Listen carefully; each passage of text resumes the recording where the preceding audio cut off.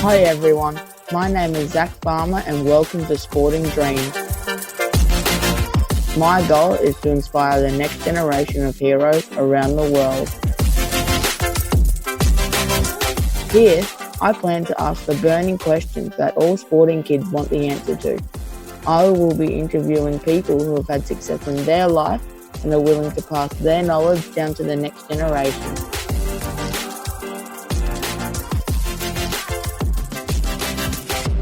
Today's mentor is going to be with a triplet who grew up in a family who loved boats and, more importantly, loved water skiing. He has been the Barefoot Australian Champion and has been as high as number 2 in the world for tricks. Please welcome to Sporting Dreams, Brendan Paige. Thanks for having me. That's all right. Okay, before we start, as barefoot skiing is not a mainstream sport, I was hoping we could educate my audience on barefoot skiing. Yeah, for sure. Barefoot water skiing is it's just like water skiing except you're on your bare feet. So not many people have heard of it. It is growing every year. It is getting bigger throughout the world, and I'm fortunate enough to have found it and partake in it and start competing and meet lots of barefooters around the world. And it's just skiing on the water with nothing underneath you, obviously at a pretty fast speed because you got not much surface area. And the possibilities are endless. You can do whatever you want on your feet. Yeah. So I've seen that you compete in different events as such. Can you please just explain what those events are? Okay, so with barefooting, what we've got 3-event tournament, which is just trick, jump and slalom. You hit a ramp, you cross the wake as many times as you can, and then for the tricks, it's just spinning on the water on your feet and stepping over the rope. And there's quite a lot to it. If you YouTube barefoot water skiing, you'll sort of learn exactly what it's about. There's quite a lot of different aspects of it, but you've also got an online freestyle competition where it's just submit your own videos to onto the web. And then the public vote on it, and it's pretty good, fun, cool gig where you can be anywhere in the world and all submit into the one competition. So there's a few different avenues in the barefooting that you can partake in. Yeah, wow, that's very cool. So how fast do you go? I go about 72 kilometres an hour, which is about 46 mile an hour. It depends on the event and how big you are, how big your surface areas of your feet and what trick you're doing. But I generally go about 72 kilometres. Wow, that's very, very quick. It is fast. It's definitely a lot faster than your traditional skiing because you've got less surface area. So obviously the falls hurt a little bit more, but it looks a lot cooler because you've zipped along the water real fast. Yeah. Does it hurt your feet when you're going along? That is the most common question I get asked. That's what the first question is, what do you do? And then I say, barefoot. And they're like, barefoot? Does that hurt your feet? So everyone asks that question. Not at all. It actually tickles your feet. No, not at all. The first time you do it, you'll find that your feet are kind of itchy. So after you're done, you're kind of scratching your feet a little bit. It feels weird. You get a bit of a tingle sensation, but after a while, that disappears. It's only when it's new that you get that feeling. And then from there, it doesn't hurt at all. You don't get any pain unless obviously you hit sticks or debris in the water. Then you get a bit of pain. Yeah, that would hurt. Have you been injured much doing that from fall? Not too bad. Not too bad. I've been pretty lucky. A lot of guys bust their eardrums. I mean, falling at 72 or 70 kilometres an hour onto your ear, onto your head, you can bust your eardrums and this and that. With the right instruction nowadays, that's my job. I travel around coaching the sport. So, with the right instruction and, the right safety precautions, wearing the right equipment, the right suit and whatnot, it's super safe. It's super safe. And without the right instruction, sure, you could hurt yourself or you might go too quick for your ability or whatever. But all in all, barefoot injuries are somewhat uncommon. Long-term barefoot injuries are somewhat uncommon. Unlike your wakeboarding, stuff like that, they all blow their knees out and their ankles and this and that. So barefooting, considering how fast we're going, is somewhat safe. Yeah. All right, cool. So we'll start with the first question. As barefoot skiing is not a mainstream sport, I would assume that you'd become quite good friends with a lot of your competitors. So my question is, how do you deal with competing against your mates? Okay, that's awesome. That's a good question. So with the competitions, sometimes just hanging out with people I enjoy more than the sport. With the sport, I actually get to travel around and meet a lot of people. So I sometimes look forward to that more than the actual skiing, or just as much, I should say. I get very excited hanging out and catching up with my mates. At the end of the day, we all love the same sport. So we've got a lot in common, and just catching up with guys that love barefooting is dream come true. I love it. It's fantastic. And at the end of the day, if they beat me, then it's exciting and you get pumped for them because you know how much work they've put in. And there's obviously on the dock, there's a bit of banter and rivalry, but it's all part of the fun at the end of the day. With the sport, we're not getting paid for it. So it's everyone there wants to be there because they enjoy it. So it makes it really easy to get along with all the competitors. Yeah, that's a great answer. What is the one person you think you wouldn't have been successful without, and why? I think a huge impact to my career to date would have to be my father. My dad's helped me a lot throughout this process. And like I said before, having no money in the sport, well, you don't make a lot of money until you sort of turn pro, where you start coaching and winning a couple of comps. There's not a lot of money in the comps, but there's a couple around the place. But there's not a lot of money in it. And to go training every day to get to the stage where you can make a living from it through the coaching or whatever, costs a lot of money. I mean, fuel on the boat every day and the actual boat itself and all that, it definitely adds up. And I couldn't have done it. I would not be at the stage I'm at today on the water without the help of my father. Yeah, definitely. They give a lot of help, and sometimes you don't really want it, but it always helps. Oh, no, I think when you're younger, I still remember to this day just sitting in the boat every day and Dad doesn't know a thing about barefooting. I hope he doesn't watch this. He doesn't know anything about barefooting, and he's telling me what to do, and he's like, oh, you fell, try and hold on longer. And it's just like, shut up, Dad. You don't know what you're talking about. It's so frustrating. But at the end of the day, I think down the track now, sort of looking back, even the wrong information was still motivating and still, he's driving the boat every day, and it was just detrimental to my success to where I'm at today. Yeah. In barefoot water skiing, there's obviously no huge $1 million paychecks around the corner. So what motivates you to train and try to get to number one in the world?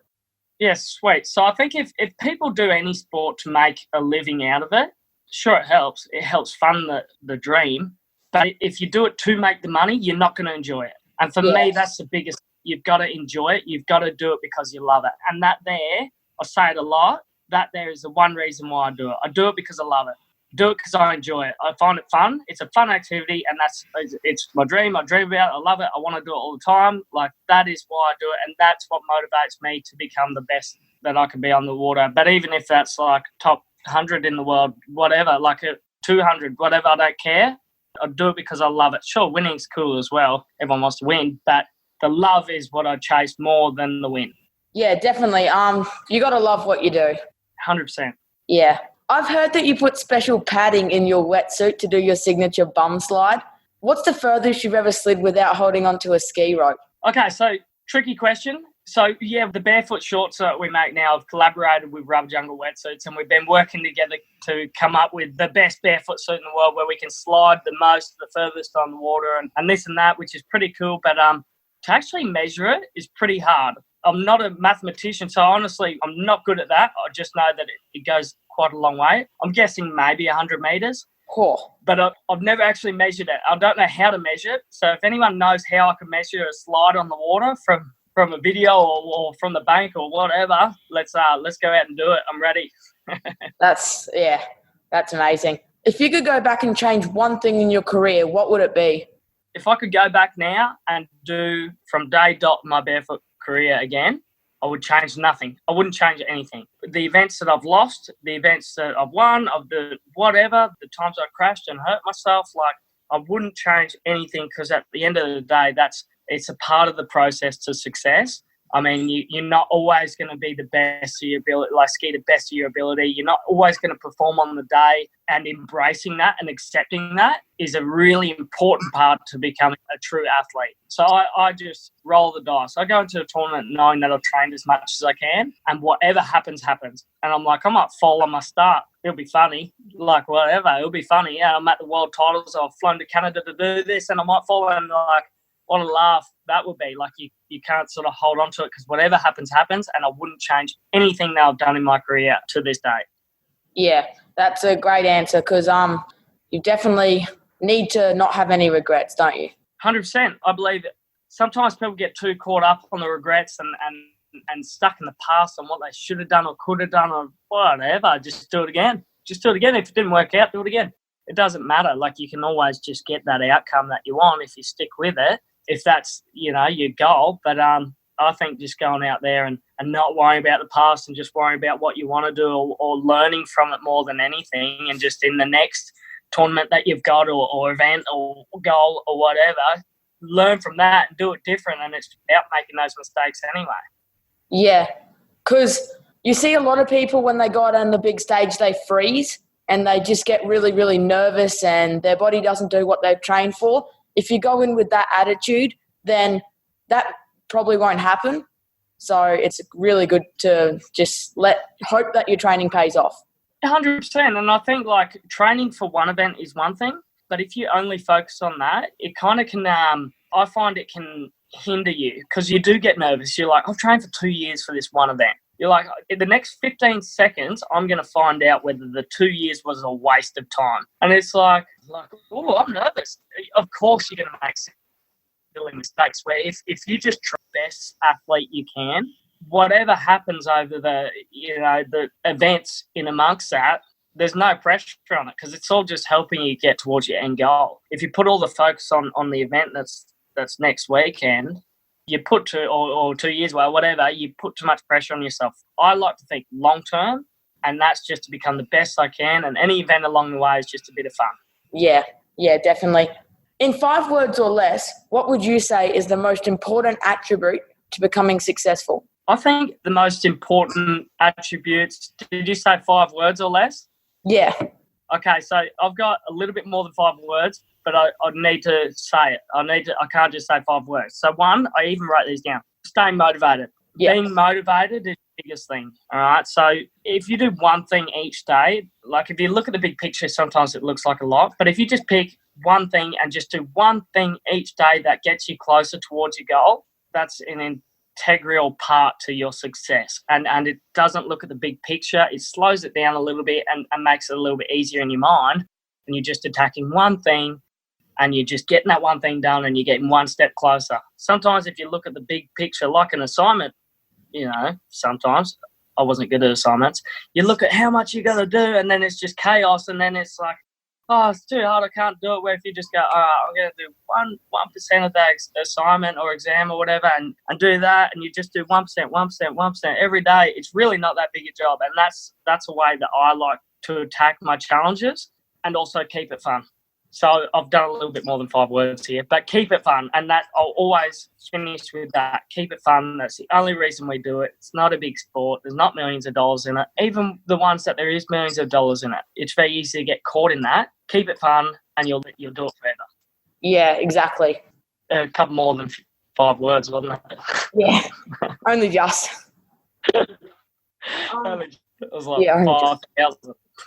Yeah. If there's one book that you've read in your life that you could recommend, what would it be? Okay, so I can't say I read a lot of books. I do a lot of audio books. I like to listen to audio books because I do spend a lot of time in the car. And they say that if you listen to audio books, it's like getting a university degree. Well, and I just finished listening to The Barefoot Investor, and that was really motivational for me. It's not necessarily talking about sports and athletes, but it's more talking, money, finances, setting yourself up for the long run so I can continue to pay for the sport. Yeah. So, I mean, there's a ton of good books out there. That's the last one I listened to. That's the one that's in my mind at the moment. I love it, but they're all good. Yeah. No, that's all for today. Brendan, it has been an honour to have you as a guest of my show, and I'd like to thank you for being here today. Awesome. Thank you so much for the opportunity. It was awesome chatting with you. That's all for this interview today.